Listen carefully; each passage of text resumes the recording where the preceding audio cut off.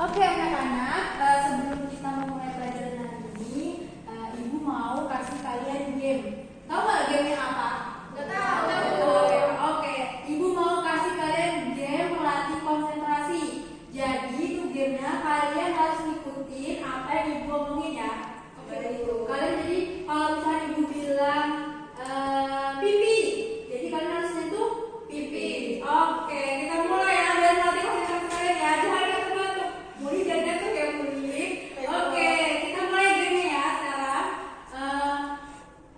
Ibu bilang sentuh mata. Gimana mainnya? Oke, sekali lagi. Ibu bilang sentuh telinga. Oke, Ibu bilang sentuh pipi.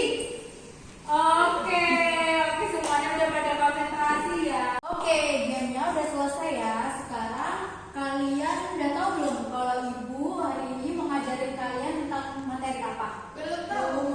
Belum. Oke, sekarang Ibu mau kasih tahu kalian kalau kita mau belajar tentang turunan fungsi aljabar. Nah, kalian udah tahu belum sih penerapan dari turunan fungsi aljabar dalam kehidupan sehari-hari? Belum. Ya, jadi Ibu mau kasih tahu kalian penerapannya supaya kalian tuh tahu apa sih fungsi dari belajar turunan fungsi aljabar itu. Karena kan kalau misalkan kalian belajar aja nggak tahu manfaatnya, buat apa buat belajar kan? Ya, oke, sekarang mau Ibu tampilin video ke kalian tentang penerapan dalam kehidupan sehari-hari turunan fungsi aljabar.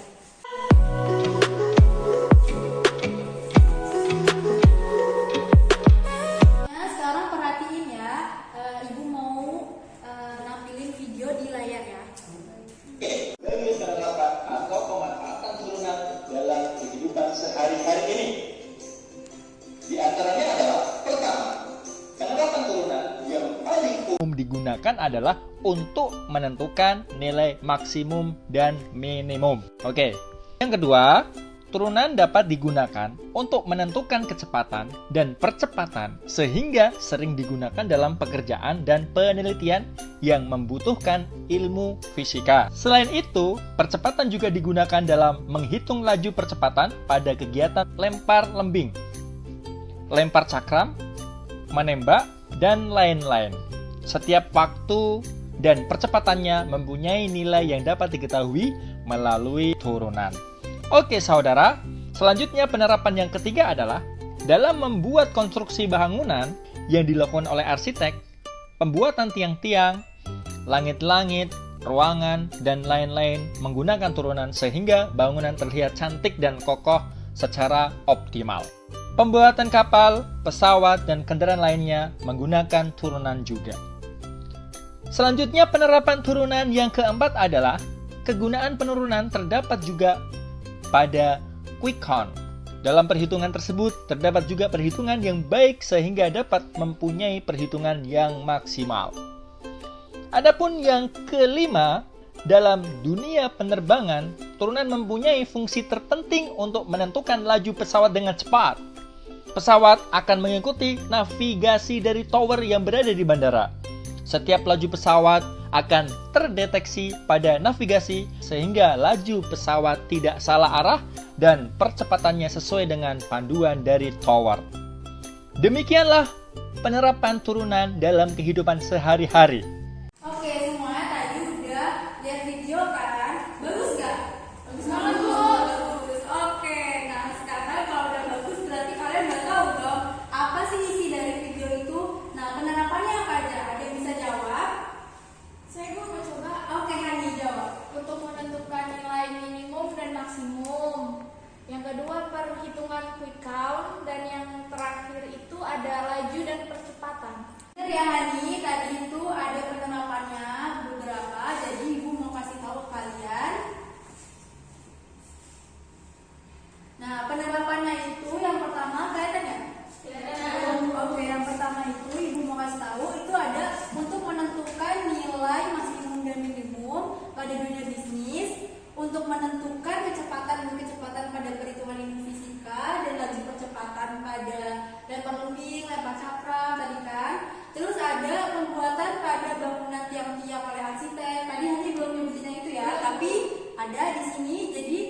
selanjutnya itu perhitungan quick count. Tadi kan sudah disebutkan kan. Terus habis itu terakhir ada laju percepatan dan kecepatan pesawat. Selanjutnya tadi Ibu sudah menyebutkan manfaat yang juga disebutkan oleh Hani. Selanjutnya Ibu akan menyebutkan tentang tujuan pembelajaran kita pada hari ini ya. Setelah mengikuti dan mengerjakan proses pembelajaran ini, peserta didik kalian itu diharapkan dapat menentukan sifat-sifat turunan, fungsi aljabar dan menyelesaikan permasalahan menggunakan sifat-sifat turunan aljabar. Tadi kita udah belajar tentang manfaat dan tujuan pembelajarannya ya. Jadi sekarang Ibu mau tanya ke kalian nih, minggu lalu ada yang ingat gak kita belajar tentang apa? Oke, tentang apa? Tentang turunan terhadap fungsi limit aljabar, bukan? Bener ya Isna, kemarin kita udah belajar tentang turunan terhadap fungsi limit aljabar. Nah, ada yang masih ingat gak? Kita tuh kemarin udah nentuin loh rumus tentang turunan terhadap fungsi limit aljabar. Ada yang ingat gak rumusnya apa? Saya Bu, Oke, Muli. rumusnya itu f aksen x sama dengan limit delta x mendekati 0, fx plus delta x dikurang fx per delta x. Bener ya Muli, kita kemarin tuh udah belajar tentang turunan terhadap fungsi limit aljabar. Rumusnya itu f aksen x sama dengan limit delta x mendekati 0, fx plus delta x dikurang fx per delta x. Nah, karena kalian udah inget tuh tentang rumus turunan terhadap fungsi limit aljabar, sekarang Ibu mau kasih permasalahan ke kalian supaya kalian lebih paham lagi. Nah, gimana sih coba cara kerjain soal dari permasalahan yang pertama ini?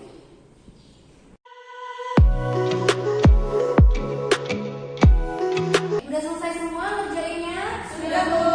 Nah, sekarang siapa yang mau maju ke depan buat ngerjain permasalahan satu? Oke, Ibu tunjuk aja ya. Ageng.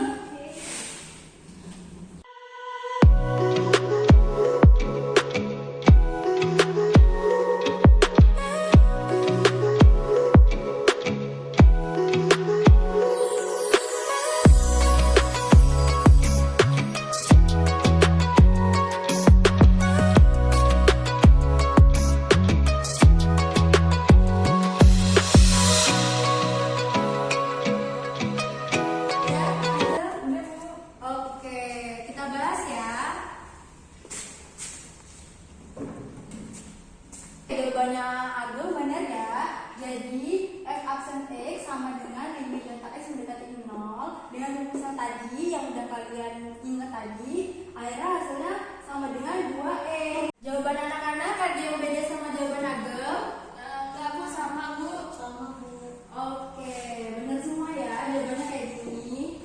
Tadi permasalahan satu kalian udah bisa nih ngerjainnya. Sekarang Ibu mau kalian coba kerjain dari permasalahan 2 yang ada di depan layar ini.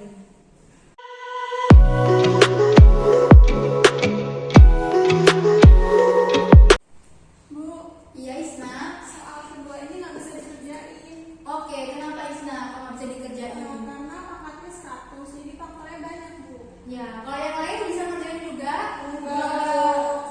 Ya, bener ya jawabannya Isna. Jadi kalau soal ini emang ternyata tuh terdapat kesulitan dan membutuhkan strategi aljabar untuk melanjutkan proses pada soal kedua dalam penyelesaiannya gitu. Nah, karena tadi di permasalahan kedua kalian nggak bisa ngerjainnya, emang susah kalau pakai limit fungsi aljabar. Jadi sekarang Ibu mau kalian mengerjakan LKPD 1 ya, biar kalian bisa mengerjakan soal permasalahan kedua tadi. Untuk mengerjakan LKPD ini, jadi Ibu mau bagi kelompok buat kalian ya. Kelompok 1 itu ada Farah Isna Fadila sama Mui Zafiran Elza. Untuk kelompok 2 Agung Fitria Dewi sama Hani Pradini ya. Oke, Bu. Nah, sekarang kalian langsung menyusun meja untuk berkelompok ya.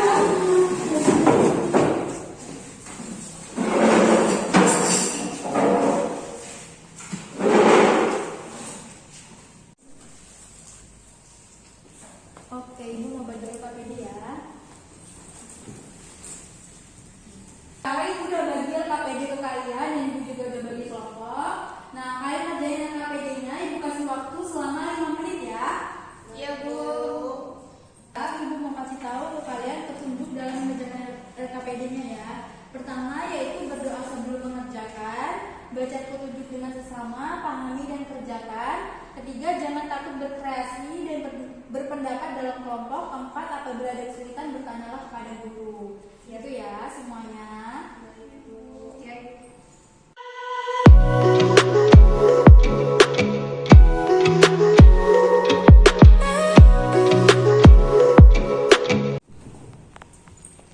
Ibu kalau ini bisa diselesaikan dengan cara yang mana sih Bu? Ya nanti kalian ikutin aja titik-titik di sini ya.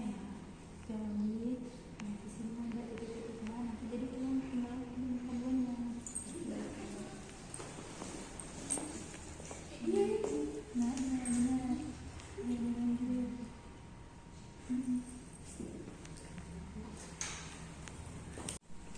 Ibu, iya ini gimana? Di permasalahan pertama itu kan ada fx sama dengan k. K di sini itu apa ya Bu?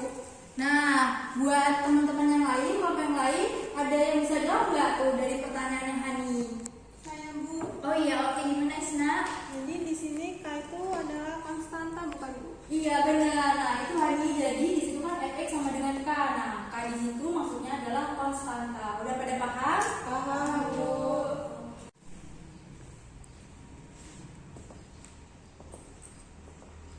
Bu, iya, Jun gimana? Ini kan permasalahan yang kedua itu hasilnya kan n kali ax pangkat n min 1.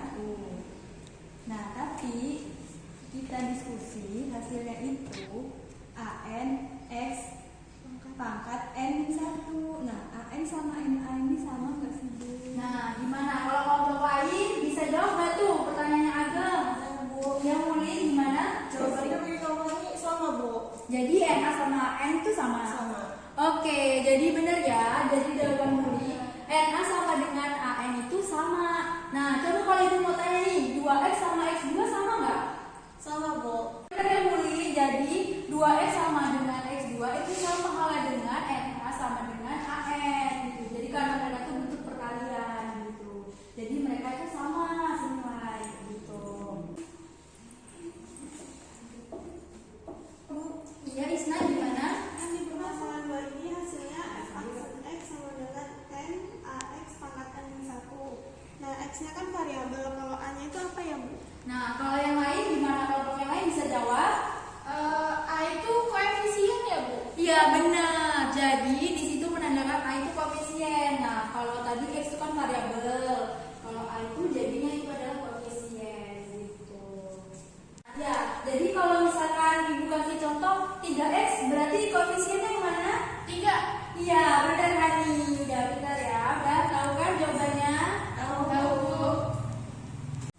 Jadi kalau kita mau ini pakai cara gini. Apapun kan bedanya variabel dan konstanta. Kalau variabel tadi kan dibilang ibunya yang x. Kalau tidak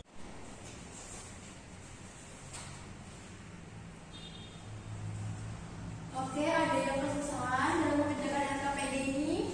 Ibu Muli mau nanya, Ya gimana Muli? teori binomial Newton itu apa ya Bu?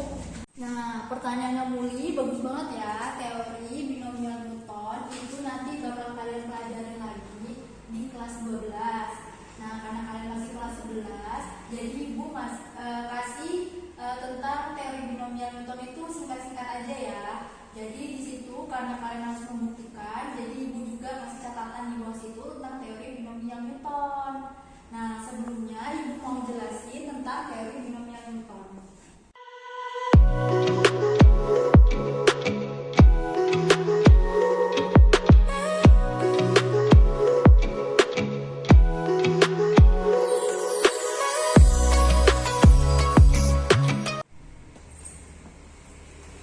Oke, di sini Ibu akan menjelaskan singkat tentang teori binomial yang ditanyain oleh Muli tadi ya. Jadi teori binomial Newton itu adalah pengembangan dari penjumlahan antar dua variabel gitu. Nah, di sini Ibu udah kasih rumus singkatnya dulu ke kalian. Jadi rumusnya itu A plus B pangkat N sama dengan sigma N R sama dengan 0 C N, pangkat F. Jadi di sini sigma, kalian tahu nggak itu sigma apa? Belum. Nah, sigma itu adalah penjumlahan. Jadi penjumlahan di sini makanya itu kasih catatan yang ada di LKPD itu kan penjumlahan dari pangkat-pangkat itu kan, pengembangan pangkat-pangkat. Makanya jadi kalian di situ ibu minta langsung mengisi titik-titiknya gitu. Jadi ibu kasih penjelasan singkatnya kayak gini ya gitu. Nanti kalian bakal belajar lagi di kelas 12 untuk lebih mendalami lagi tentang teori binomial Newton gitu. Oke, udah jelas? Udah paham? Semuanya sudah selesai dalam mengerjakan LKPD? Sudah, Bu. Nah, sekarang masuk ke tahap presentasi ya. Jadi, Ibu mau kalian share jawaban kalian ke teman-teman. Untuk yang pertama, yang ayo mengingat siapa yang mau presentasi? Oke, kelompok 2, Hani. Jadi yang pertama, turunan adalah perhitungan terhadap peubah nilai fungsi karena perubahan nilai variabel. Yang kedua, variabel adalah lambang pengganti suatu bilangan yang belum diketahui nilainya dan dilambangkan dengan huruf biasa, contohnya X, Y, Z, dan lain-lain. Sedangkan konstanta adalah nilai yang tidak bisa diubah atau nilai yang tetap dan pada konteks aljabar. Konstanta itu merupakan suatu bilangan yang tidak memuat variabel, Bu. Oke, bener ya. Ada yang lain jawabannya apa sama semua? Sama, Bu. Ayo mengingat tadi udah bener ya dari jawaban kelompok 2 yang dipresentasikan oleh Hani. Selanjutnya sekarang yaitu ada di permasalahan pertama. Permasalahan pertama siapa yang mau presentasiin? Oke, kelompok 2 lagi ya.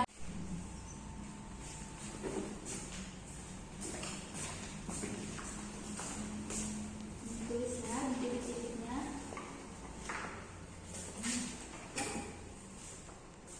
Tulisnya di sama-sama sini aja.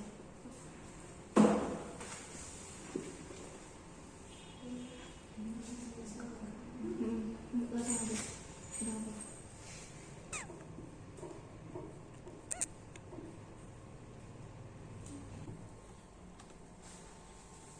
Udah, Bu? Oke, duduk silakan. Nah, ini jawaban dari kelompok 2 yang diwakilkan oleh Ageng. Jawaban kelompok 1 gimana? Sama atau beda? Sama, Bu. Sama. Oke, jadi benar ya jawabannya dari Ageng. Karena tadi di soal yang pertama, permasalahan itu fx-nya udah sama dengan K. Dan fx plus delta X itu sama dengan K. Makanya untuk mengejarkan untuk aturan turunan pertama ini, kita langsung aja masukin nilainya, ya kan? Sama dengannya K dikurang K itu sama dengan 0 di sini. Makanya fx sama dengan K itu turunannya sama dengan 0. Udah paham sampai sini semuanya? Paham. Jadi kita udah bahas nih permasalahan 1. Sekarang untuk permasalahan 2, ada yang bisa menjawabnya? Oke, sekarang nanti yang kelompok 1 ya, Muli.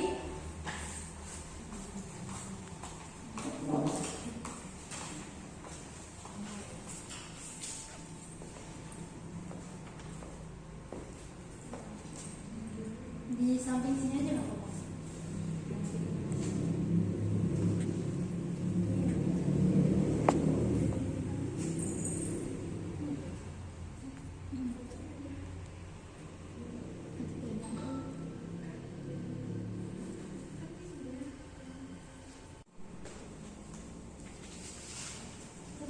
Oke, silakan duduk. Nah, untuk permasalahan 2 ini udah dijawab ya oleh kelompok 1 yang diwakilkan oleh Muli. Nah, untuk yang lainnya jawabannya sama atau beda? Sama, Bu. Sama. Oke. Jadi jawabannya Muli ini benar ya. Nah, nanti jadi turunan dari fx sama dengan ax pangkat n itu sama dengan an x pangkat n min 1 gitu. Udah pada paham semuanya untuk aturan kedua ini? Paham, Bu. Alhamdulillah pelajaran pada hari ini sudah selesai. Semuanya udah pada ngerti kan untuk aturan pertama sama aturan kedua? Ibu. Oke, nah Ibu mau minta kalian untuk menyimpulkan dari keseluruhan pembelajaran hari ini. Ada yang bisa menyimpulkan? Saya, Bu. Oke, kelompok 1 Isna gimana?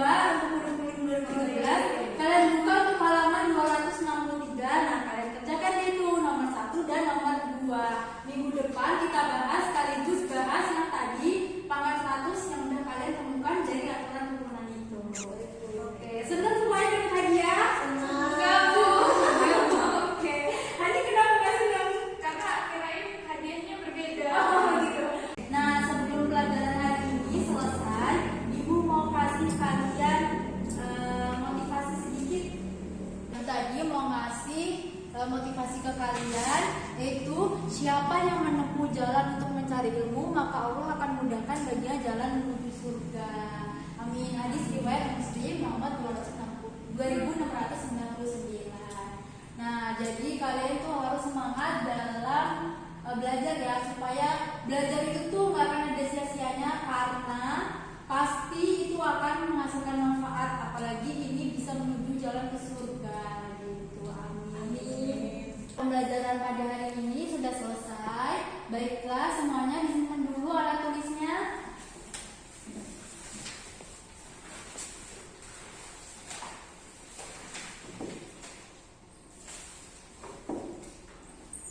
Oke, nah Hani sebagai ketua kelas untuk memimpin doa pada hari ini. Oke, sebelum kita pulang, mari kita berdoa dulu. Berdoa dimulai. Berdoa selesai. Beri salam pada Bu Guru. Assalamualaikum warahmatullahi wabarakatuh. Waalaikumsalam warahmatullahi wabarakatuh. Semuanya udah boleh pulang ya sekarang. Terima kasih